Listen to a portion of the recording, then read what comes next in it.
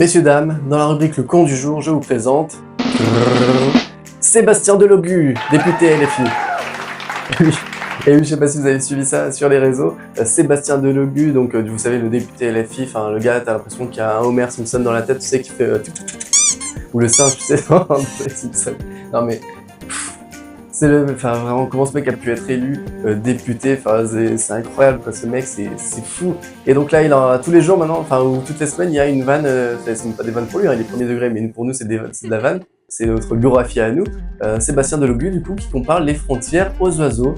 Et oui, puisqu'il a été interviewé, et donc on lui pose la question sur les frontières, et donc il dit, eh bien je suis un peu contre les frontières, et oui, parce que j'aimerais que tout le monde puisse voyager comme il veut. Donc, et donc il dit, comme si les oiseaux, eh bien quand ils volent, eh bien ils avaient un grillage devant eux, et qu'on leur disait, ah frérot, tu peux pas aller par là parce que c'est pas la France. Non mais, champion, champion. Alléluia. Delogu, président. Non mais dites-moi ce que vous en pensez, on marche sur la tête, vous vous rendez compte du niveau de bêtise. Et le mec il s'est fait défoncer sur les réseaux, vous avez dû voir, de toute façon il se fait défoncer sur les réseaux tout le temps. Mais en plus tu sais quand il met ses lunettes là pour paraître intelligent, mais quel teubé ce mec, mais qui a pu voter pour ce gars? Retrouvez-moi, je veux la liste des gens qui ont voté pour lui. Là c'est... Même, il fait même du tort, voilà, aux personnes d'origine maghrébine par exemple, qui eux bossent et puis qui ont fait des études et qui veulent essayer d'améliorer les choses, mais lui, ça... Arrêtez là, le nivellement par le bas, c'est ça nos hommes politiques et nos femmes politiques aujourd'hui. En tout cas, c'est à gauche. Mais rappelez-vous de la gauche que c'était avant.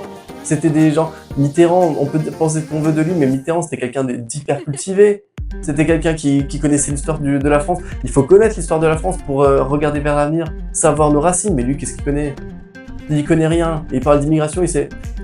Oui, pourquoi? Parce que tes parents ou tes grands-parents sont immigrés, étaient immigrés, mais parce qu'à l'époque on avait besoin d'eux. C'est pour ça qu'il y a eu des immigrés dans les années 60. On avait besoin d'eux pour reconstruire, mais c'est tout. C'était de l'immigration choisie.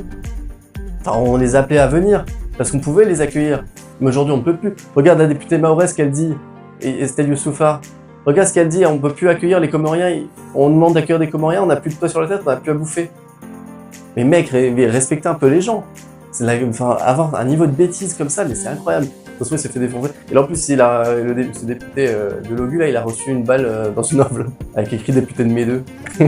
Bah mec, au bout d'un moment, tu récoltes ce que tu sèmes. Quand t'es teubé comme ça, les gens, ils en peuvent plus. Ils travaillent tous les jours, ils payent des impôts, les gars. T'as des chefs d'entreprise qui doivent quitter, quitter la boutique, fermer la boutique parce qu'ils se font massacrer par les impôts. Est-ce que c'est normal, ça? Pourquoi? Pour redonner à des gens qui vont être au chômage toute leur vie? Ou pour payer l'AME pour faire des transitions de genre à des personnes étrangères?